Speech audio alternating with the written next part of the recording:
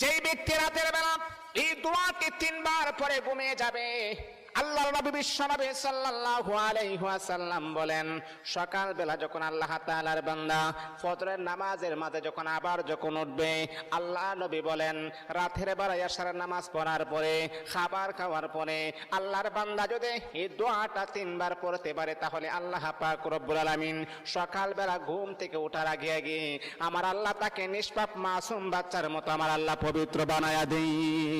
দোয়াটা সবাই আমরা জানি, আমরা সবাই কিন্তু দোয়াটা জানি, কিন্তু আমরা আমল করি না। দোয়াটা হলো আস্তাগফিরুল্লাহাল্লাযী লা ইলাহা ইল্লা হুয়াল হাইয়ুল কাইয়্যুম ওয়া আতুবু ইলাইহি লা হাওলা ওয়ালা কুওয়াতা ইল্লা বিল্লাহিল আলিয়্যিল আযীম।